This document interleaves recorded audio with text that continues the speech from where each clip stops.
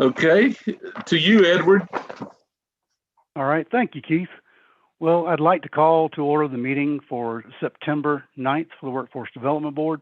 I am not Chairman Jeff Dreyer. I just play him on this Zoom call.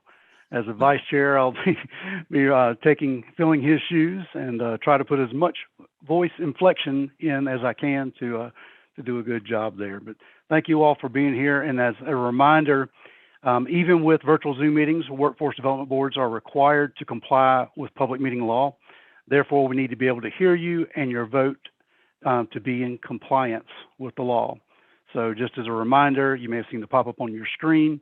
This is a live stream video on live streaming on video on YouTube, rather. With that, I'd like to conduct the board member roll call. So when you hear your name, please say here. Reminder, you may need to unmute your whether you're on a headset or your phone or your computer to respond. So we'll start with the roll call. Jessica Alton. Here. Gotcha. Kathy Barr. You did.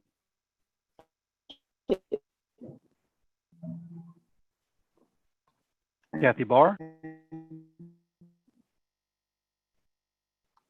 I'm getting some audio feedback. I don't know if anyone heard or said. Am I the only one hearing that? Might help if everyone will mute unless you're talking. There we go. Was Kathy present? I couldn't hear if she was not. So, okay, moving right along. Chuck Billings.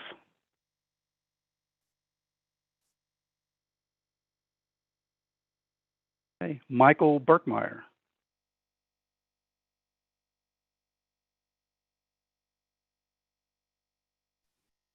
I'm quiet. Here. I could have sworn I unmuted. I thought I saw you on there, Michael. Very good. I was just about to move on. Thank you. Whitney Brasington.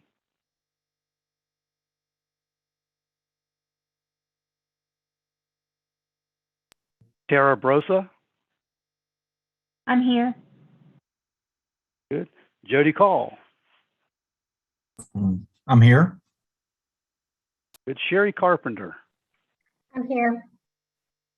Thank you. Felicia Culvert-Setzer. I'm here. Jeff Dreyer's not here today. Brandon Edwards.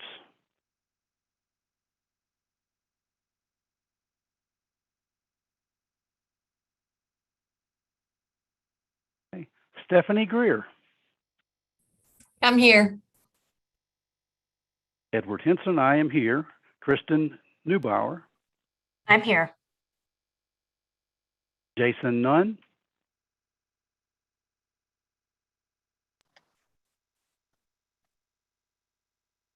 Lynette Obovich. Thought I saw Lynette.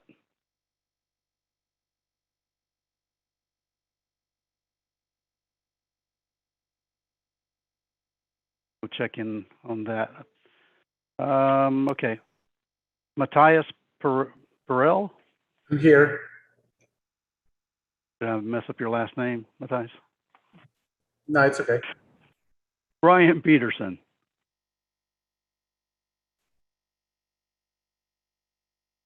Scott Reese.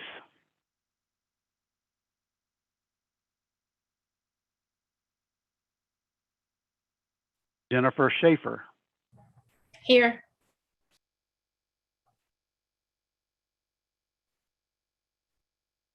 Rich Voisinette. I apologize if I have butchered your last name. Rich.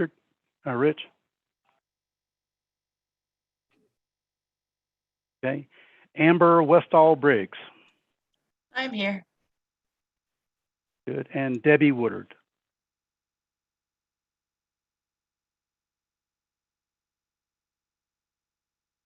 Okay, so I have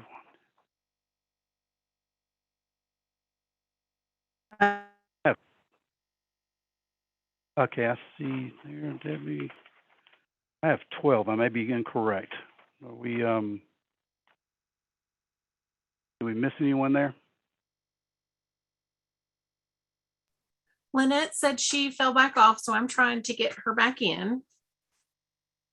I thought I saw her earlier. I just didn't. And catch I her there. believe We that need- Jason is here. Okay. I saw him as well. So that for this moment in time, we have met our quorum of 13. I believe that's correct. And from there, the next order of business will be actually Chuck Billings is not on the call today, on the Zoom today, so we'll push that back. So that would move us forward to the approval of July 2021 minutes, which have been sent out. If you hopefully you've had time to review those, and any questions or anything outstanding there, now would be the time for that. We do have to go back through the roll call, so we'll need you for that vote as well, to start back through the folks that are here. Rebecca, I didn't know, I guess just for, go back through the entire roll call list in case someone joined in the interim? Okay. Yes. Just verifying. Thank you all with my learning curve. I appreciate that. So we'll for the vote, Jessica Alden. Here. Okay. Kathy Barr.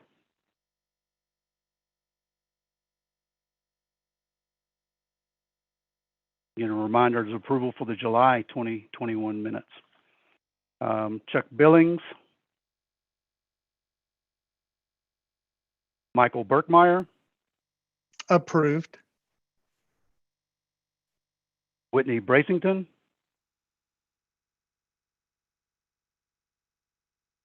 Tara Brosa. Approved. Jody Call. Approved. Gary Carpenter. Approved. Alicia Culber-Setzer. Approved. Brandon Edwards. Stephanie Greer. I abstain as I was not in that meeting. Edward Henson, I approve. Kristen Neubauer. Approved. Jason Nunn. Approved. Thank you, Jason. Lynette Orbovich, glad to see you back. Thank you, and I approve. Matthias Farrell. I approve. Brian Peterson. Scott Reese.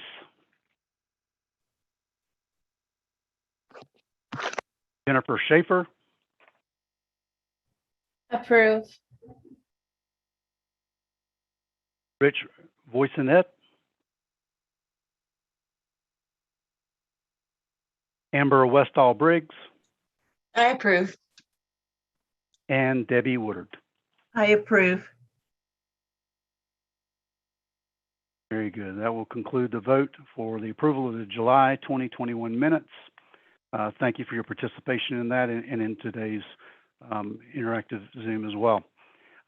Today, I'm here to introduce and just to share a little bit about our first presenter, Dr. Mark Porch, president of Caldwell Community College and Technical Institute. I know everyone here is familiar with the great institution that they are and all the great things they do, but I'll give you a brief overview. Caldwell Community College and Technical Institute is a member of the North Carolina Community College System and is a public 2-year open-door institution serving the people of Watauga, Caldwell counties, and beyond. Today, CCTI President Dr. Mark Porch is here with us to bring greetings and provide an update on what is happening at CCCTI. And before I turn it over to Dr. Porch, I would like just a moment or two to say, from a community member at large as well, much appreciation for everything that you and your organization and leadership team there do at the college. Dr. Porch, I know you're a busy man. I don't know how you get all the things that you do get done. And we had a conversation just recently about activities and future vision of what is going on at CCTNI, and it's incredibly impressive. So just hats off to you. It's my honor and privilege to welcome you and to share with you some floor space and time here during the Workforce Development Board meeting. Dr. Porch, I'll turn it over to you. Thank you, sir. It's great to be with all of you. Keith, thanks so much for the invitation and the opportunity to come. I hate we're virtual again, back in that mode again, but nevertheless, it's good to be with you. First of all, thank you to this board for everything that you do to drive workforce development in the high country. Appreciate your work, and certainly we feel like we're in that fight with you as a community college there in the high country, and as are our partner and sister institutions with Wilkes and Malin. We certainly appreciate all they do to also try to meet the workforce needs in the high country region. So first of all, thank you again for the opportunity to be here. And I do have my technology skills are going to be challenged, I think, for a second, but I do have a PowerPoint. I'm going to attempt to share my screen if that works. I think I'm going to be able to do that. I hope anyway. We'll try. Dr. Porch, I'll make you a co-host, and that should make it pretty easy for you to. Let me do that. Let me find you in my list. There you are. So I will make you a co-host. Okay. Oh, wouldn't you know?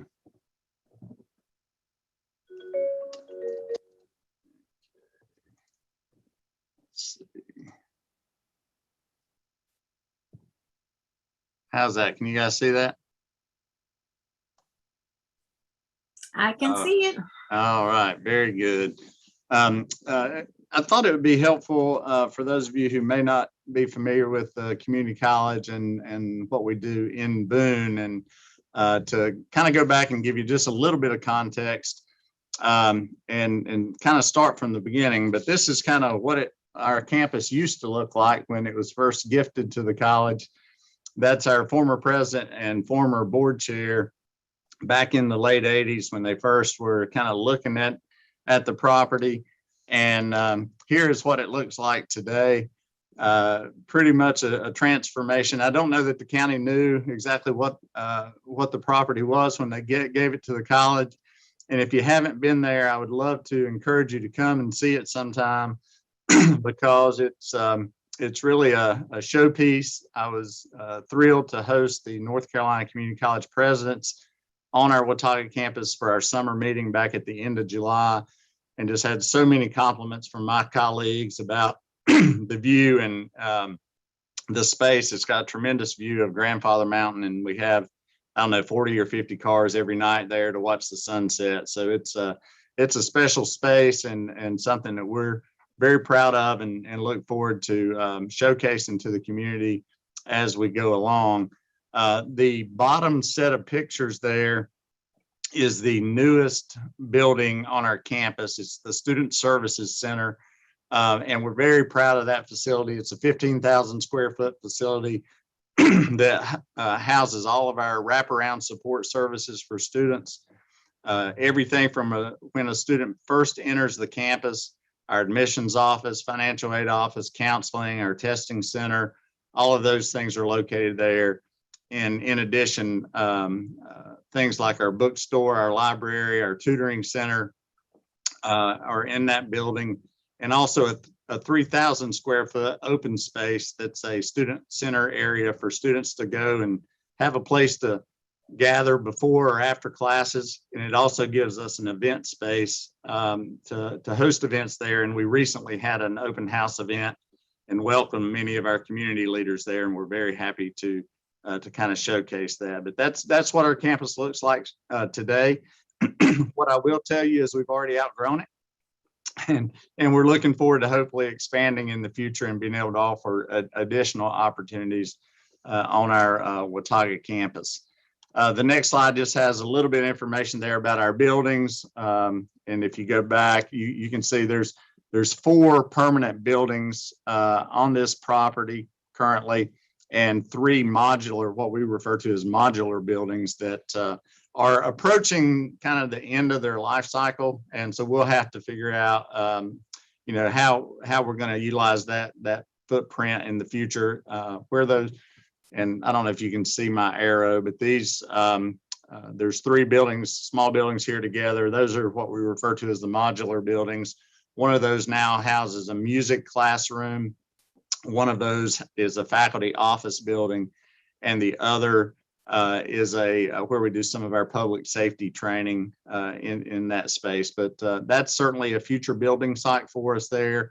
And again, lots of opportunity, I think, for growth on the Watauga campus. When we look at our potential for the future, we think that our growth opportunities are more so in the Watauga campus, the Watauga County and the High Country area than in Caldwell. If you look at the population trends and what the projections are, we think there's opportunity for us to grow and do some things on that campus to better serve the community. So we're looking forward to that. Again, there's just some information about when those 4 permanent buildings were built, the square footage, et cetera. And you can kind of see there the view of grandfather in the background. And that's what makes that campus pretty special. A couple of things we're very proud of. We do a lot with our education partners in the High Country, and you see in the picture there, Lees-McRae and Appalachian State. We've signed guaranteed admission agreements with both of those institutions that really paved the way for our students to transfer seamlessly there with minimal cost, the application fees waived, and those kinds of incentives for our students, access to special advising. So we're very proud of the work that we're doing in conjunction with Appalachian and with Lees-McRae. And certainly with Watauga High School and Dr. Elliott and his team, I can't say enough about our partnership there and the ways that we're able to serve high school students while they're taking high school classes. They're also taking a lot of college classes through what's called Career and College Promise, which is a tuition-free program for high school students. So we're very proud of the work we're doing. We also have a really unique program with Watauga High School that's essentially a school within a school model. If any of you have ever heard of the Watauga Innovation Academy, that is a separate school that's actually embedded in the Watauga High School, where students have an opportunity to take college classes. And we primarily have a career and technical education focus with that academy, things like automotive and IT and welding, nurse aid, some of those programs that are available to students there at the high school. Here's just a few pictures of some of the programs, again, for our high school students. You'll see some of those I mentioned, automotive, some of our health sciences programs, as well as some of our public safety programs there. So again, creating opportunities for high school students and really paving the way for them to be able to get a jump on their college education and save their parents and families lots of tuition dollars in the process. One of the things that we're really trying to focus on, especially in the high country, is how we work with our business partners. We've spent a lot of effort and time trying to make programs available and support industry in whatever way that we can. Customized training is a big part of what we do to serve business and industry, and it really is what it says it is, and it's customized training specific to the industry we're working with. On the left-hand side of the screen there, you can kind of see some of the training that we do for our business partners. You can see the Goodnight Brothers there, one of the companies that we work with there in the high country through customized training, but really trying to respond to the needs of our business partners. Also through things called work-based learning and apprenticeships. The students you see there in the picture they participated in a program called Trade Up, and that is a pre-apprenticeship program for construction trades programs. So things like HVAC, plumbing, electrical, those kinds of programs that are really designed to give students an opportunity to not only earn money while they're working, but also to learn and to earn credit toward their college degrees. And students who go through these programs have their tuition waived for 2 years after they graduate high school. So it's really a great opportunity for them to kind of get their foot in the door, test some programs that they may be interested in. And there at the bottom of the screen, you'll see some other apprenticeship opportunities that we're currently working on in the high country with automotive, pharmacy tech, and hospitality. You know, we really think that in hospitality and culinary, there's a lot of opportunities in the high country, of course, with the service-oriented nature of the industry there. And we've been doing a lot of work with our, in culinary in particular, with restaurant owners, both in the Boone and Blowing Rock area, and look forward to continuing those conversations and trying to meet the workforce needs. We know the thing that we all hear, I know you hear it, is we need workers, we need talent. And these are just some of the examples of how we're trying to meet those needs and really try to find out what the needs of our employers are. Also through our Small Business Center, many of you may not know, but our Small Business Center does extend to Watauga. Very proud of the work our Small Business Center did, especially during COVID, as we tried to help companies keep their doors open, retain jobs, retain workers. And the statistics there are what happened during the 2020-21 academic year in Caldwell and Watauga counties. But it kind of gives you an idea of how many businesses we helped, how many people participated in workshops and trainings to try to help their companies really survive during the pandemic. We also launched a program called Startup Caldwell Watauga through a company called Supportedly. It is a website and Wilkes also has this site for their county as well. But this is a site that basically is a one-stop shop for entrepreneurs, and it has all kinds of resources for them to get help. Very proud of the work that we did with the Horton Hotel there in Boone through our Small Business Center, and really we're able to help them. But if you have folks that are interested, Small Business Center folks, refer them to this site. It's very easy to access. It's startupwatauga.com, and they can go there and access all of the resources, like I say, kind of all in one location. There's also some great videos on there from small business owners who talk about the resources that were made available to them and really what helped them be successful in their small business. We think, again, things look great in the high country in terms of the forecast and in regard to opportunity there. Here's a little bit of our curriculum enrollment information. We're currently still cranking numbers out for fall 21, and that should be available here in the next few days. But this kind of gives you a picture of what's going on. This is just for our Watauga campus. Last fall, we had 1,135 curriculum students enrolled on the Watauga campus. That's about a third of our enrollment. You see there, 510 students were high school students. And those acronyms, again, the red box is Career and College Promise. That's the high school, the general high school enrollment numbers.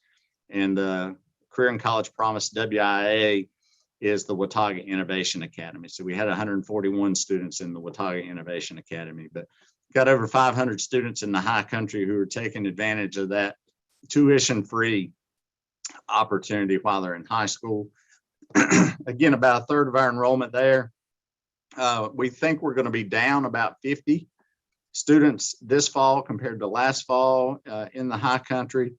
And again, we think that's really attributable to COVID and the hesitancy of some folks to enter higher education. But all in all, the enrollment's been strong on our Watauga campus. And again, we think there's opportunity there.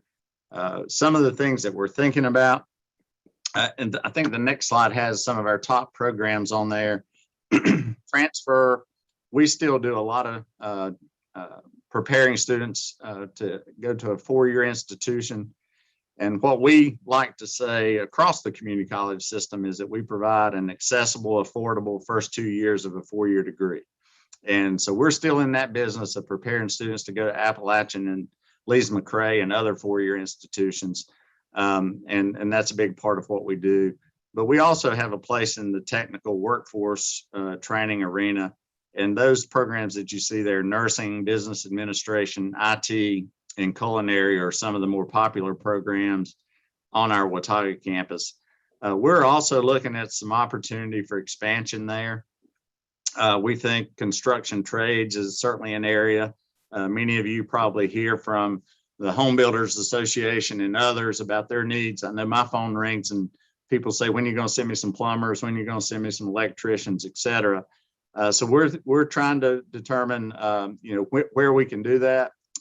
As I mentioned earlier, we feel like we've outgrown the current space. What we lack on that campus is lab space. So one of the things that we do, again, in partnership with Dr. Elliott and Dr. Blanton and the folks at the high school, is we use their space to deliver some technical programs, even in the evening, things like automotive and welding. But we need some of that technical lab space on our campus to be able to deliver some additional technical programs. And the construction trades is one of those. Health sciences is another. And right now, if we had the space, we could expand our nursing program and again, produce more nurses to put in the workforce in the high country. If you have the opportunity to see Representative Pickett or Senator Ballard, thank them for some of their investment in community colleges. We're anticipating hopefully a state budget to be passed in the next few weeks, we hope. In that budget is a $5 million capital allocation to expand one of the permanent buildings on the Watauga campus. And that $5 million would allow us to add programming and expand and do some additional things there that we otherwise just will not be able to do anytime soon. So we appreciate their support and their investment in community colleges. Mr. Vice Chairman, that's all I have currently. We're excited about everything that's going on in the high country and the opportunities that we have to serve the citizens there. And I would love to hear any questions, comments, insights that any members of the board may have.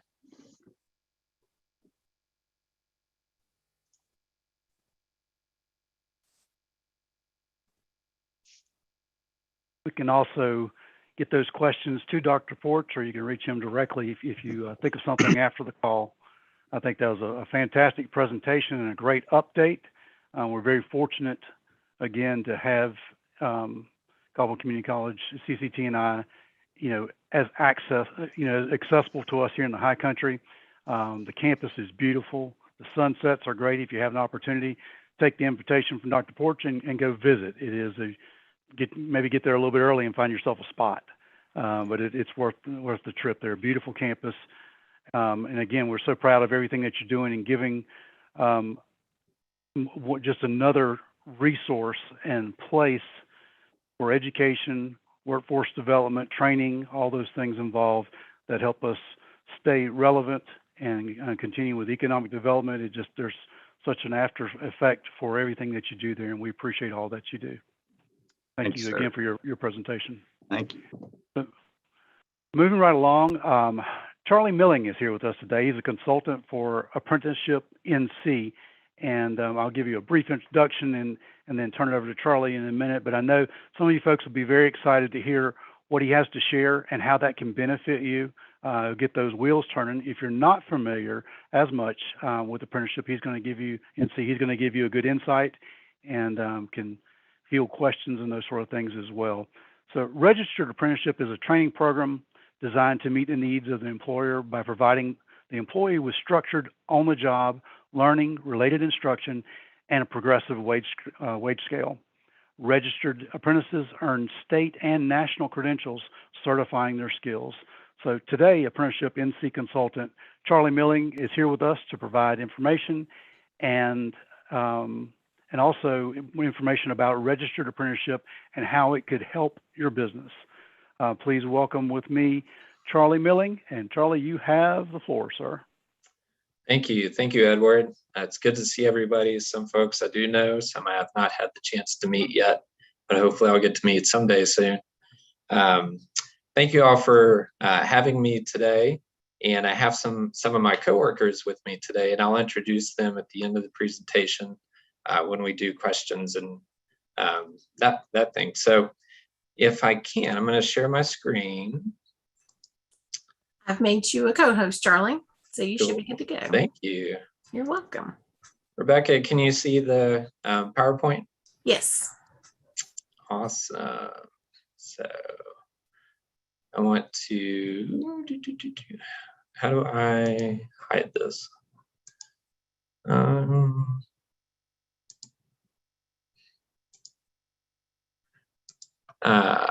Well,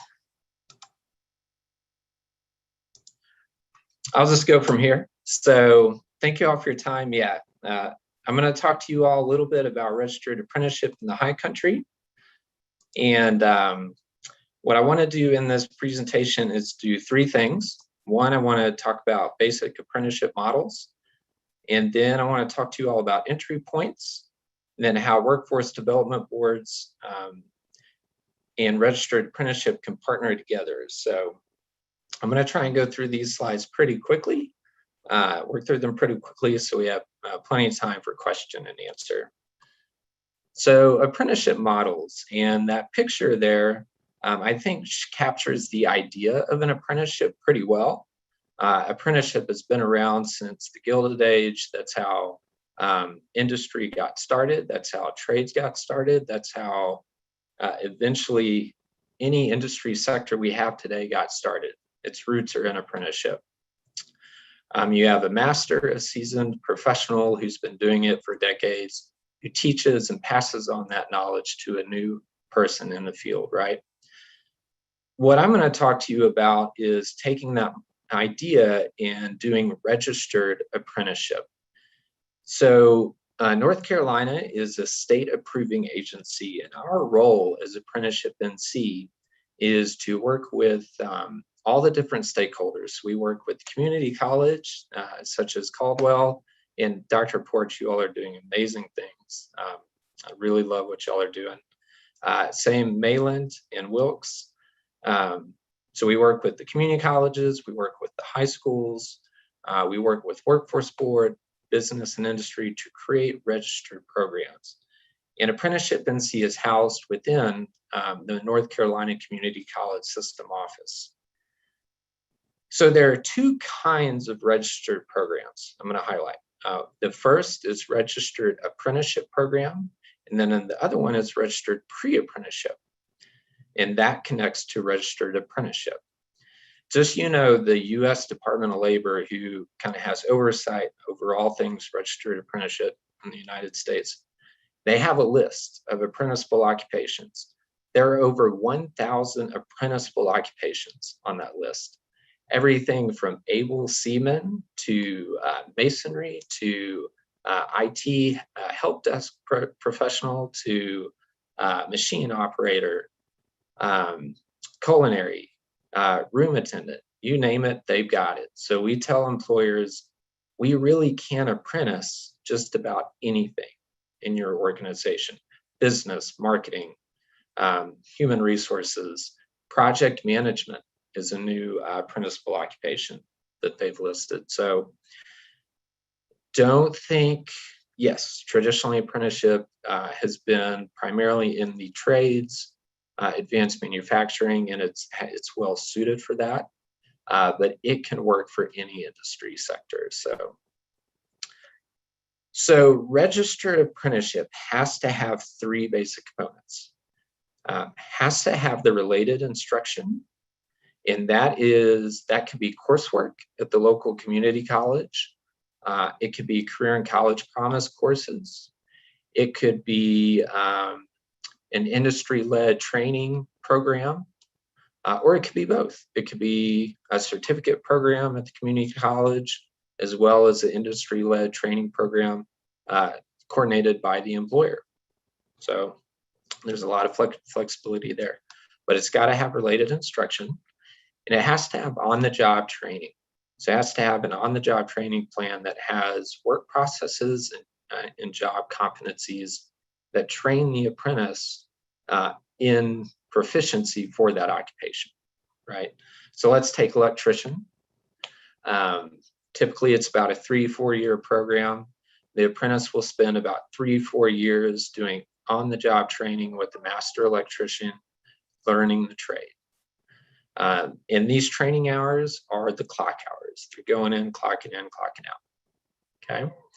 So along with those two things, there has to be wages. And the progressive wage scale works where the apprentice starts at a lower rate and works toward what's called a journey worker rate.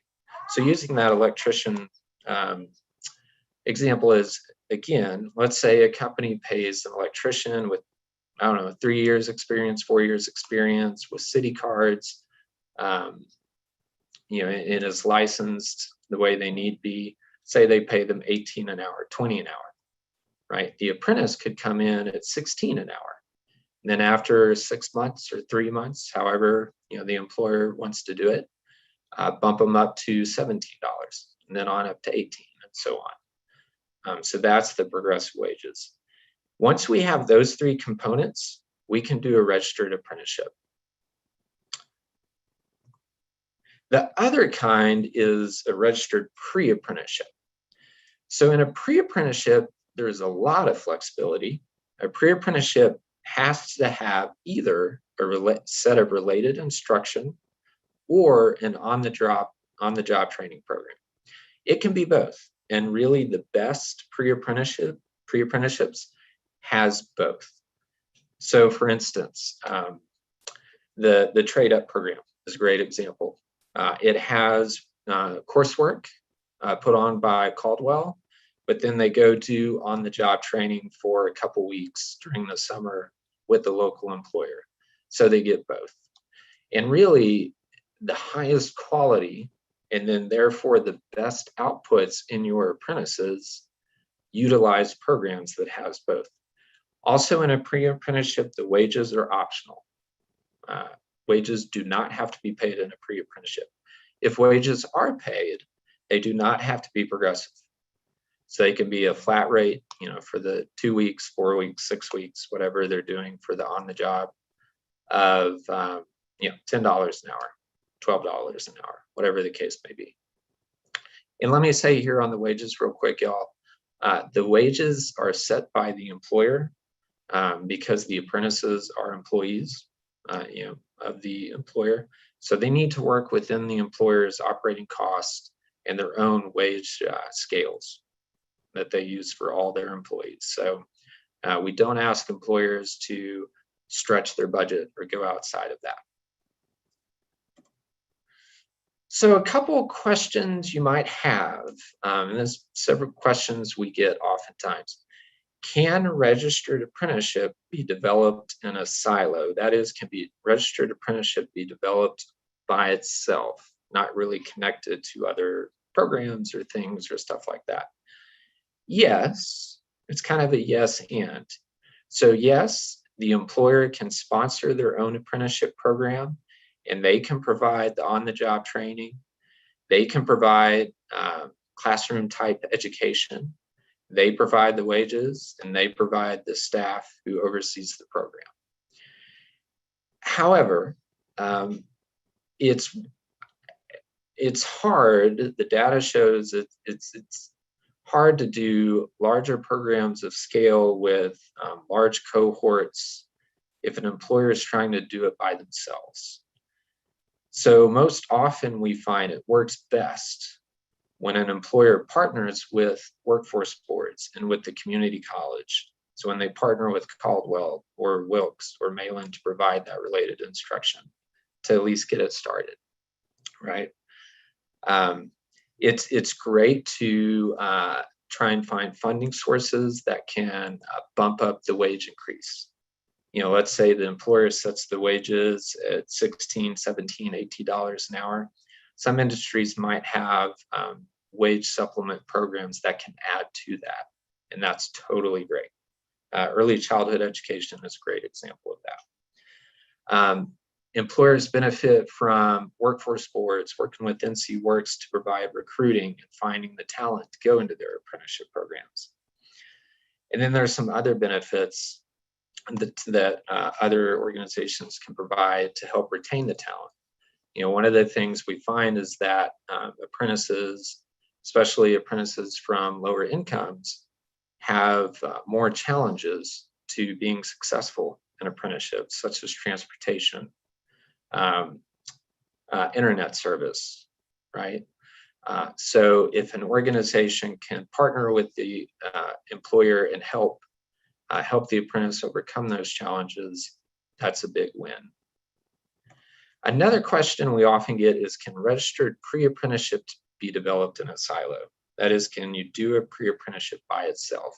That's a very simple, straightforward no. You have to have a registered apprenticeship program in place if you're going to have a pre-apprenticeship and connect the two.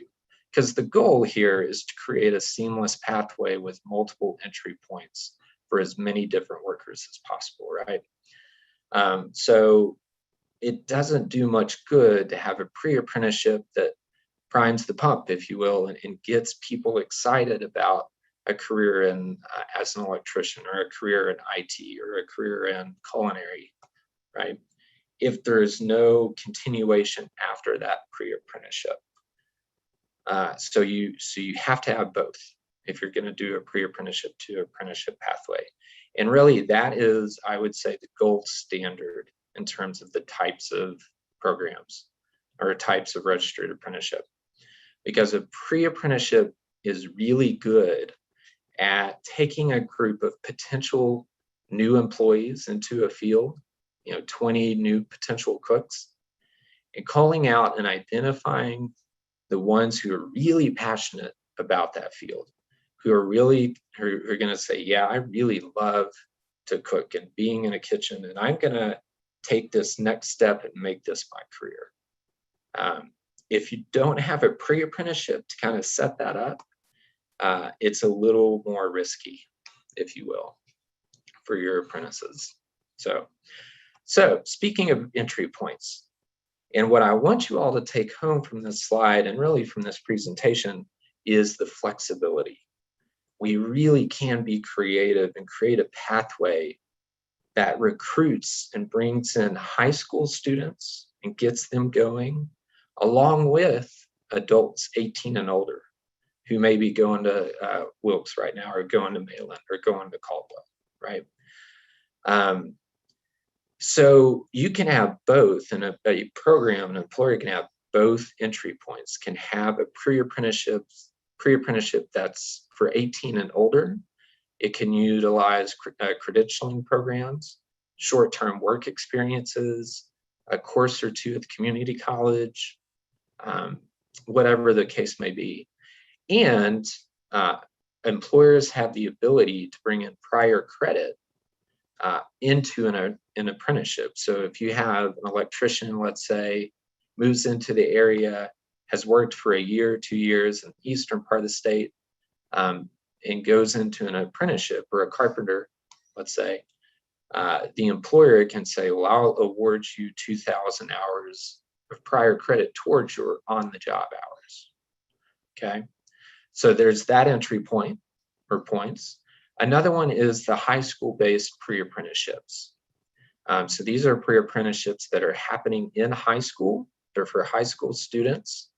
They're a great source. And they often utilize career and technical education, or CTE courses, and or career and college promise courses. So let me talk about sponsorship real quick. There can be different types of sponsors. So a community college can sponsor a program, individual employers can sponsor programs, groups of employers can come together and as a committee or as a one body sponsor a program. K through 12 organizations can sponsor a program, as well as community organizations, and workforce boards can sponsor a program if they want. So I want to talk to you real quick about North Carolina Career Launch. So this is a program that Apprenticeship NC is working with North Carolina Department of Public Instruction on. These are statewide CTE pre-apprenticeship programs. And what they do is they take existing CTE curriculum and pathways and we register those as pre-apprenticeship programs. And so students receive a seamless pathway that connects the high school classes, industry recognized certifications, and an on-ramp to registered apprenticeship with free tuition. Free tuition. So if a high schooler does a pre-apprenticeship while in high school and then enrolls in an apprenticeship within 120 days of their high school graduation date, all of their community college courses that are part of the apprenticeship, is free. Everything up to an associate's. So let's say in an electrician program, they do a pre-apprentice. Let's do carpentry actually for construction, right? And they do a carpentry pre-apprenticeship while in high school. Then they go into an apprenticeship with the local builder or local company. And part of that apprenticeship requires that they go get a degree from Wilkes or Mayland or Caldwell in the construction trades.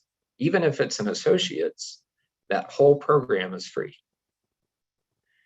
So what we've done is taken the different industry sectors and we've begun registering these career launch pathways. And I pulled out two just to highlight to show you how they work, because they all work pretty much the same. So in early childhood education, the student in high school can take either the CTE course, which is FE12, or if the high school doesn't offer that, and there's a career and college promise option of EDU 119, they can take that, and that's the coursework in the pre-apprenticeship. Then they need to complete 80% more of the skills checklists for the coursework and participate in one of the following project-based learning experiences. So they need to go spend a little time with an employer, essentially, by the end of it. Wages do not have to be paid. And this occupation is for early childhood educator. So this pathway is meant to get new teachers into early childhood education. And believe me, that is an industry that needs new talent. We can build 5-star early childhood education centers across the state. The problem is we don't have enough teachers to fill the rooms. So we need new teachers. So if they do this is the pre-apprenticeship, and then go into an apprenticeship at a local child development center, there, let's say they have to have an associate's in that apprenticeship, it's free. Another one that's registered is nursing. So in this one, the high school education is the HN43, the nursing fundamentals, or again, they could do the career and college promise community college nurse aid 1 pathway. And what this does is they can test and get the CNA certification. And then they can go on, and what some programs are doing is hiring them as CNAs in their apprenticeship and training them to be nurses while they go get their nursing degree at the local community college. So we also have registered pre-apprenticeship programs in automotive tech, masonry, hospitality, and tourism, and carpentry, and we're developing one in agriculture, and then more will follow. So again, it's another option, another entry point for your students in your area to get them in.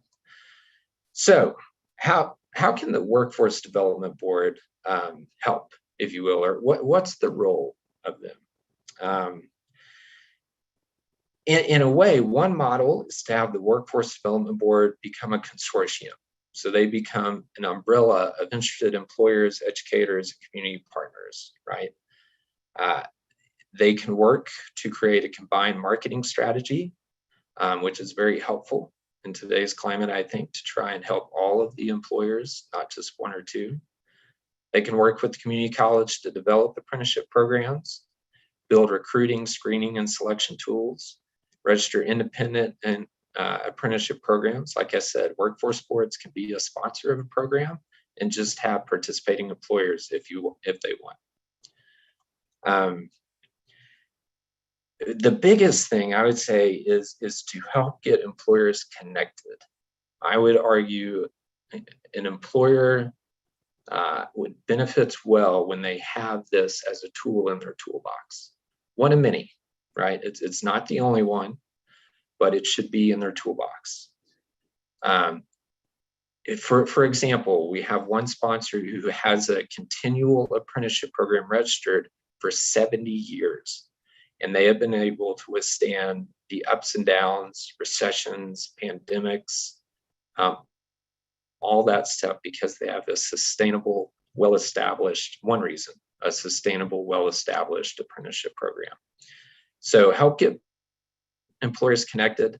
Also, workforce boards can provide WIOA funding to support on-the-job training, so the OJT contracts can help kickstart an apprenticeship program or provide wages in a pre-apprenticeship program.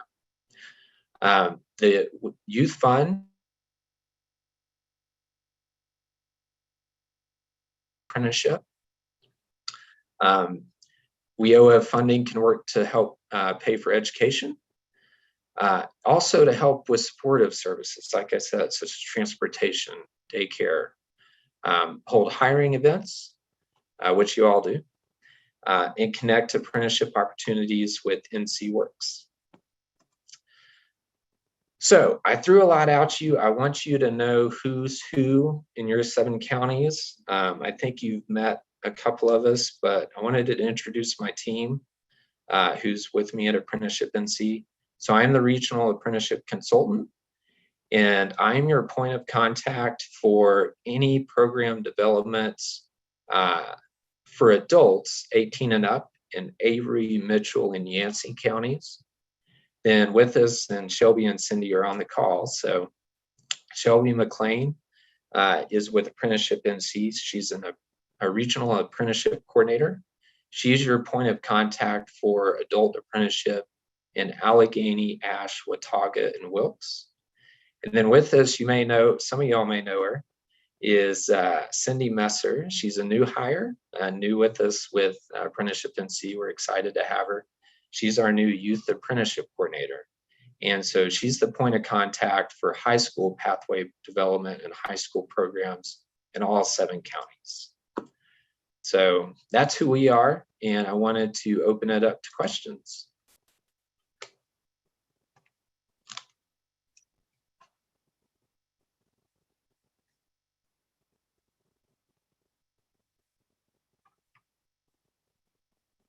Well, Charlie, if there's additional questions, if you wouldn't mind sharing your presentation back with the Workforce Development Board, we'll get that out in the minutes as well.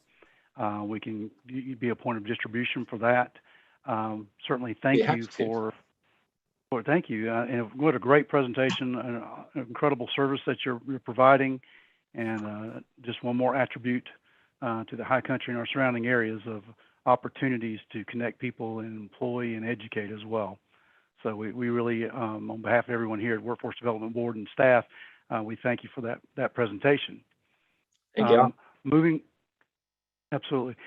right along, now it's time to hear from our director, Mr. Keith Devereaux. Good evening, everyone. And Dr. Porch and Charlie, thank you for those great presentations. If both of you would send those presentations to Rebecca and I, we will get those sent out to the group and the workforce board, so that if there are any questions or if they share them with people out in the community, that we can spread the wealth and spread the knowledge and make those connections as the conveyor for workforce development in the high country area. It's always a pleasure to come before you all. My remarks will be brief, not that there's not a lot going on, but there's some other people that have some information that I want them to share with you, and I take credit as making them part of my director's report. And Felicia Setzer is awful glad she doesn't have to hear me talk too much today. So my remarks will be brief. As always, I know you have the information, but I always like to reiterate the unemployment rates in our area. Those are very important. Allegheny County has an unemployment rate of 4.2%. Ashe County's unemployment rate is 3.7%. Avery County's unemployment rate is 3.5%. Mitchell County's unemployment rate is 5.0%. Watauga's unemployment rate is 3.9%. And Wilkes County's unemployment rate is 4.5%. And then Yancey County's unemployment rate is 4.1%. As you know, that's the data for July. North Carolina's unemployment rate as a whole, the state has an unemployment rate of 4.4% compared to the United States unemployment rate of 5.4%. And the high country region as a whole, our regional unemployment rate of all the 7 counties together is 4.1%. I do want to caution you that as of last month, June of 2021, our regional unemployment rate in the high country for our whole entire region was 4.4%. So you can see that unemployment rate is going down. We attribute that to not as many people are filing for unemployment and people are going back to work. I did want to call to your attention the regional unemployed individuals in our whole high country region is 3,968 individuals that are unemployed. Our regional employed individuals, people that are employed in our region, 7-county region, we currently have 92,235 people employed in the 7-county high country region.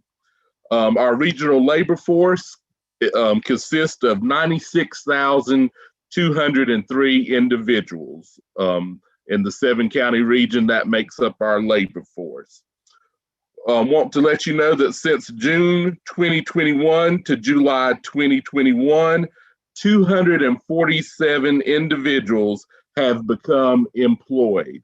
So that is a good thing, and we hope that that trend continues, because as you all probably ride around, you see the same signs that I see of now hiring, sign-on bonuses, jobs being unfilled. So I hope that that is a testament and a sign of things to come. Could not take credit for it, as you've heard me say that all workforce partners work together for the success of the workforce village. So through business and industry, through our community colleges, through our workforce partnerships, we are making a dent in getting more people employed. I would like to thank all of you that attended the High Country Workforce Development Board members that participated in the workforce overview and the board member introduction to workforce. We shared a lot of good knowledge. I hope that the new board members found it informative and helpful, and I hope the old ones that sat through it, it was a good refresher for you, just to keep you in line and make you aware of what this workforce business that we are all doing and serving on the board, what it's all about. I do want to let you all know that the High Country Workforce Development Board, along with Western Piedmont and the Foothills Workforce Development Boards, we were recognized by the NC Works Commission for developing a human services career pathway. My dear friend Wendy Johnson called all of the workforce board directors together. We call ourselves the Future Workforce Alliance, and that's made up of the High Country, Western Piedmont, and Foothills Workforce Development Board, which was isothermal in all of those counties, Rutherford. So we band together, and through Wendy Johnson's leadership and her staff and Misty Bishop Price and Rebecca, we were able to put together a career pathway that was certified by the NC Works Commission. And the good thing about this pathway that is unique, we looked up and said, in the human services and workforce area, we projected that when everybody retires that can, that's going to be a big gap left, and people don't know or are not going into the human services or the workforce or the career and technical jobs that are the backfiller that will spring forward. And we just looked at it and said, wow, there's going to be a big hole left in our area. And so we thought that we would help promote that so that it would be an eye-opening coast experience for people to know that there are other jobs out there in the human services field other than social work or being a social work caseworker or child protective custody. So it's been very, we're very proud of it because we feel that, you know, if people don't know about these other careers, then they'll never go into those careers. And we're wanting to sort of help develop, we're wanting to develop that global workforce to meet business and industry's needs. But at the same time, we needed to sort of take a break and look back and say, hey, we need to start creating the future workforce to transcend into the next phases. So we're very happy that we got that pathway. So right now we have the human services pathway and the healthcare pathway certified in the high country area. I want to inform you, we have selected and hired Deborah Fox as the new financial and compliance specialist. She will start on Monday, September 20th, 2021. She will begin her extensive and in-depth training with Caroline Briggs, our current finance and compliance specialist. So for the next month or 2 months or so and continuously on, Caroline will be helping to train Deborah Fox in that role as Caroline will transition into the finance accounts payable role with the High Country Council of Government. So it's making a stronger team. But we are very excited about Deborah Fox joining our team. She comes to us from Chatola Resort and Industry, where she is working in the finance and accounts payable department. So we did find a replacement to join our team, and we are greatly enjoyed and happy and can't wait for her to start, for Caroline to get her trained and share her wealth of knowledge and produce us another Caroline, because Caroline has been great and all. So we couldn't clone them, but we think we're on a very good start of being able to get another person in and let Caroline share her knowledge. At this time, I'm going to call on my executive staff members. Misty Bishop Price, Rebecca, or Caroline, do you all have anything to update the board on? I don't have anything. The one thing I'd like to mention is our new partnership that we are also going into with Western Piedmont. We are starting a new virtual series workshop process. So we will be offering virtual workshops every week or two from now on in a coordinated effort. So we're pretty excited about that process. Thank you, Misty. Caroline, do you have anything to update the board on? I don't have anything at this time. Just I'm grateful for the opportunity I've had over the last couple of months, and glad I'll get to continue to serve the high country in whatever capacity I can. Just trying to get ready to pass the torch on. Thank you, guys. Next, as part of my update, I'm going to call on Pam Wilson to give us an update on things that are going on in the Avery Mitchell-Yancey area. And then after Pam Wilson, Charity Patterson-Hamber, if you will update us on activities in the Allegheny, Ash, Wilkes, and Watauga areas. Pam? Well, we've got several new things that have happened since the board last met, and I'll try to be brief as possible. One thing is last week I met with a new employer that's coming to Avery County. Their name is Structall, and they produce insulated panels. We're going to be working with them to have some hiring events in early October. They're hoping to hire by mid-October and get wrapped up. So we're very excited about having some industry come into Avery. Another thing is we've continued to meet with the Yancey Chamber. For some time, we've talked about having a career expo, a pretty large event, and we just kept having to shove that back as the pandemic progresses. So, but we're going to get there. So we're still working on that. Also met with the town of Burnsville and several of the stakeholders there, EDC, town council, and the public schools, because there is a need for an internship program to help the town fill their open positions, because they're like everywhere else, they're really struggling, particularly in their public works section. So we're going to be working with them to try to develop that and to be able to move some of our clients into that for some good opportunities.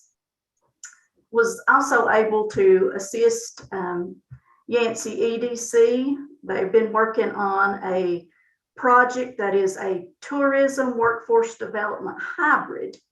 And what that is there was 1.5 million in funding for North Carolina communities to develop these projects. And luckily, Yancey and Mitchell were two of those that were chosen.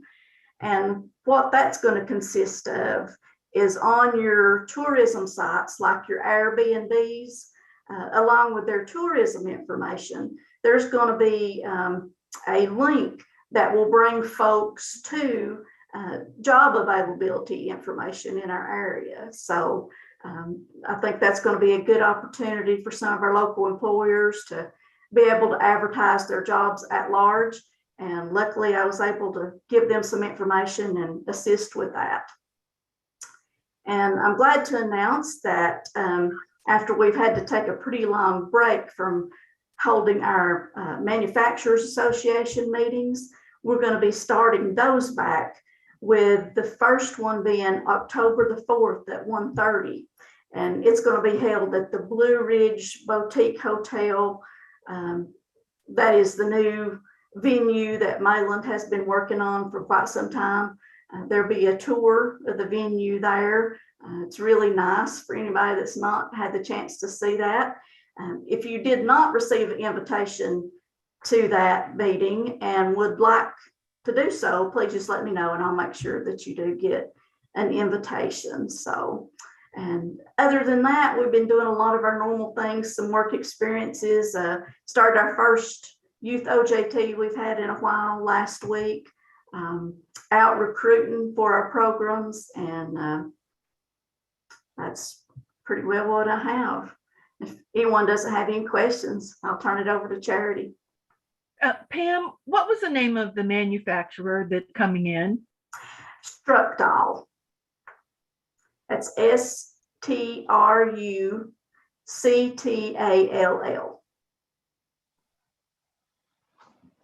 Thank you. You're welcome. Thank you, Pam. Charity Patterson Hamber. Hey, good afternoon, everybody. It's good to see you all this afternoon. First, I'll start with the WIOA updates in Jessica Greer's absence. Last month, WIOA had 15 new enrollments, so that is amazing. They also have a meeting with NC Apprenticeship and CCC and TI. And on September the 15th, the NC work staff will be attending the senior mini conference at Watauga High School, and they'll be speaking with all of the 400 students of the senior class and some of the junior class as well about the services that are offered at NC Works. So in Ashe County, staff will be assisting with the job fair at the Tavern in West Jefferson on September the 13th. Kathy Barr, president of the Ashe County Economic Development and NC Works, teamed up for an Ashe County job fair on July the 20th. 15 businesses attended and 22 job seekers attended the fair. Several of those job seekers were hired, and although it was only 22, the businesses were very excited to see those turn out. So it was a good job fair overall. We are teaming up again for a job fair on Tuesday, September the 28th. The job fair will be held at the Family Central Gym located at 626 Ash Central School Road in Jefferson. And the job fair will be from 2 p.m. to 6 p.m. And right now we have about 13 businesses signed up to be at the job fair. In Watauga County, Anita spoke with a counseling class at App State, both school counselors and mental health counselors, about NC Works and the services that we offer and how we can be helpful for their students, clients, and families as a possible career pathway. The third Thursdays have started back. NC Works participated in the back to school event that was held at Watauga High School on August 6th and 7th. And if you don't know anything about that event, it is probably the most amazing back to school event that I have ever attended. It's just outstanding. Hiring events every Thursday for App State and other employers as well. And they've been spending a lot of time concentrating on social media marketing for employers in Watauga. They've sent out approximately 5,000 email blasts in the last 6 weeks. The NC Works staff in Ash, Allegheny, Wilkes, and Watauga toured Charleston Forge. Also an amazing tour if you've never toured, something that you guys definitely need to do. Anita attended a business after hours event at the new Rick's Athletics Complex. And we have started TAA orientations with the former Hospitality Mints employees. They will continue as we get the completed list of employees. And so in Wilkes County, we just completed our 5th Working Smart class at Eckerd Connects, and we will be starting our 6th class on Thursday, September the 16th. The NC Works staff attended the EDC luncheon on August the 20th at the Stone Center. We also toured some of the new parts of Wilkes Community College on August the 27th. On September the 1st, Keith Devereaux and the NC Works Wilkes staff spoke to Leadership Wilkes through the chamber about the High Country Workforce Board and the NC Works services offered here. And all of the centers are continuing to work with existing businesses, and we are seeing a huge increase in new companies reaching out to us for recruitment services. So that's a great thing. And that means that job orders are increasing. So yeah, I think that's all we have. All right. Thank you, Charity. I do want to let the board know that the High Country Council of Governments annual banquet for 2021, it was going to be held on the 10th of September. That has been canceled due to the Linville Ridge Country Club. They've had to close for to meet COVID requirements, and they were thinking that many people just to play it safe, so they were scaling back. So there will not be a COG Council Government's annual banquet for this year. So maybe next year things will be better. Also, our special guests, we have two. Keith Elmore, he is the chief elected official for the High Country Workforce Consortium, and we have consortium member Commissioner John Irwin.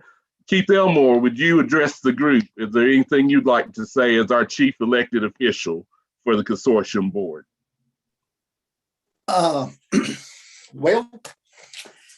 It's good to make the meeting. It was very informative. Really enjoyed the 2 presentations. The only thing I would like to add is what I hear from employers. They can't get employees. I don't know how. I wish there was some way we could figure out how to reach people, get them back in the workforce. And I think that's right now is the biggest problem we have with people trying to run businesses is workforce. I hear it from everybody. So anyway, if anybody has a good idea or ideas to solve this problem, that I'd love to hear them. But anyway, that's all I've got. I thank you. Thank you, Keith Elmore. As people become more comfortable, I think COVID has a lot to do with a lot of people not entering back into, as Dr. Porch said, into the education arena. I think we're seeing a lot of that hesitancy and uncertainty of people seeking work or going back to work or entering into a job training program. So I think as COVID gets better, hopefully that will put more people back in. As you all might have seen on the news, the additional unemployment benefits are ending, or that people will be getting theirs scaled back. Forecasting, people are anticipating that could also be a catalyst that will put more people back into the workforce. So NC Works Career Centers, you better get ready, folks. I think you're going to see an increase in traffic in the next coming weeks. But thank you for those words, Mr. Elmore. It's always a pleasure to have you, and hope you will join us more in the future for these meetings. I'll try. Okay. Keith, if you don't mind, I'd just like to interject something for Mr. Elmore's question, because we do have one strategy we're trying to put out there. Okay. We pulled some data, and we had over 140 students who were here in the spring semester of 2020 when COVID first hit. And they're over halfway toward their degrees, but they haven't been back since that semester. So through the governor's program and the what's called Long Leaf Complete Scholarship, we're reaching out, doing some direct touches with those 140 some students to try to get them back into the education pipeline and get them finished up on their degrees. So some strategies like that. There's a lot of students like that out across North Carolina who are, getting close to a credential or a degree, but just left during COVID. And so, and those are typically a lot of our adult population folks who I think that, we could have some success in getting them retrained and back into the workforce. So just an idea. We'll try it and see if it works, and hopefully we'll get some more folks in. Thank you, Dr. Porch. Next, as part of my director's report, Felicia Setzer, would you give us any words of wisdom or updates from Commerce and the Division of Workforce Solutions at the state level? I don't know about words of wisdom, but I agree with Mr. Elmore. I wish I had a cloning machine and I could retire right now. That's for sure. When Keith talked about the UI rates, several of your counties are below 4%. And if you know anything about unemployment rates, that is full employment.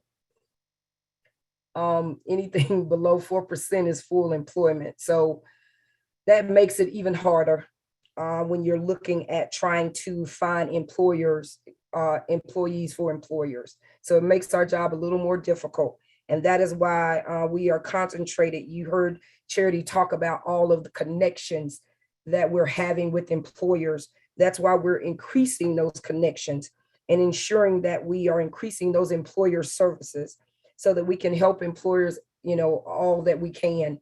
One thing that we also like to talk to employers about are retention programs as well, because I think sometimes when you look at you look at how many people you need, you don't look at the fact that you also need to retain the people that you already have.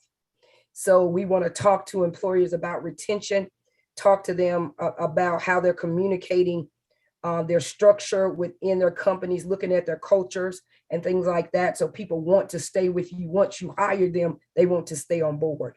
So we look at things like that. We want to ensure, we look at ensuring the safety of our centers. In the state of North Carolina, the state employees, there's a mandate that we have a vaccination or that we are COVID tested once a week. So that is going into effect at the end of this week. We also have that mandatory with mask and asking people who come into the centers to wear a mask. And we're trying to protect our center staff and the public so that we will continue to have our centers open. Because sometimes when you have that not happening and you have COVID, then you have to close those centers down. Luckily for us, we were able to turn on a dime and provide virtual services. Kudos to the staff that were able to do that. But because we're able to do that, that gives us a little more flexibility, but we still are looking to push and ensure that safety measures are in place. Yeah, Keith, the federal UI benefits ended on September 4th, which was week ending last week. So the last week that a lot of people will get a check will be this week. Remember, unemployment is always a week behind. So they will get a check this week for last week. And a lot of people, that's going to be their last unemployment check. So that will hopefully increase the numbers of people reaching out because they're no longer receiving unemployment. But what I want to also say is when you talked about your workforce, you said you have 3,968 people who are receiving unemployment or who are not in the pool.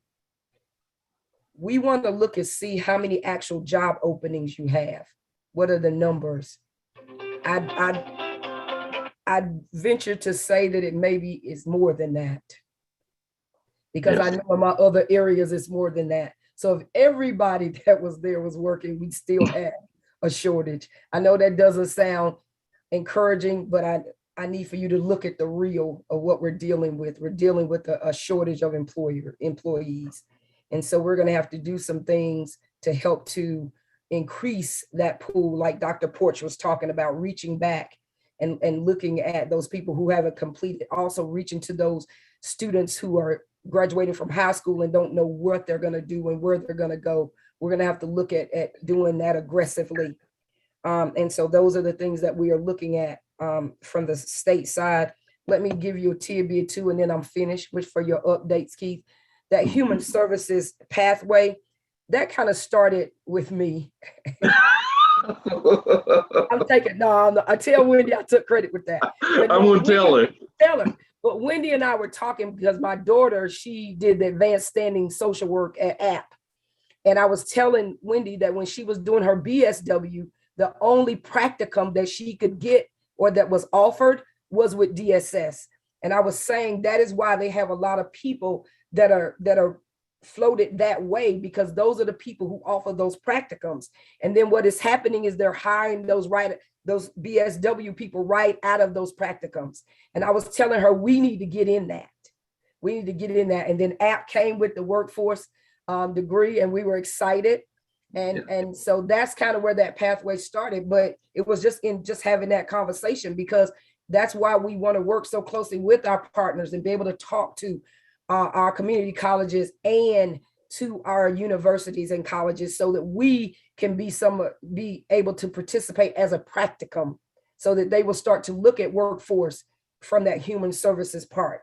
So that was me, Keith. So make sure you add me in that too. I sure will.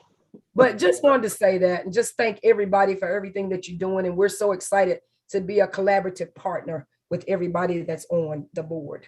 Thank you. Thank you. Commissioner John Irwin, he's on the Workforce Consortium Board with Keith Elmore. He represents Allegheny County. Would you like to say anything? We always like to give our elected officials and leaders time to let us know what's going in their area and what they're hearing, since you have your pulse on your community. Well, that could be dangerous with a politician. I would like to echo Keith's comments. Here in Allegheny County, we are getting hit especially hard, both with the unemployment, with the job openings. We have had to close our tag office because of COVID that's come into the county. We're getting hit hard with COVID, very hard. It is affecting just about everything we do as far as county government right now. I won't give you the number, but it is significant of our county employees. We hope to have our tag office open Monday, but that is dependent on the testing regimen. I don't know. If I had the magic answer for the job openings, I would be a happy man. But we are getting, we have employers coming to us, just seems like daily. I've got job openings. I had one human resource lady that told me I will hire 8 and I will be lucky to give a check to 2 at the end of the week. So it's a challenge. We'll get through it, and Godspeed, everyone. Thank you, Commissioner Irwin. Mr. Chairman, that concludes my director's report. So it's back to you for chairman comments and board member announcements. Well, thank you, Keith and team. That was a great update. A lot of information. Far as my comments, very brief. One thing I will note, to mark your calendars, as you will get invites as well, but our next meeting will be in 2022. So we've got a little bit of a gap here. Our next meeting would normally fall in November. However, that's Veterans Day, so the meeting will be pushed back until Thursday, January 13th. So that'll be the next time we're all together. So I just wanted to make sure that you all had make note of that. And again, there will be a meeting invite that will go out, and information, board reports, and possibly the presentations from today's meeting as well. At this time, I'd like to open up if any other board members have any announcements they'd like to share. Please speak up now.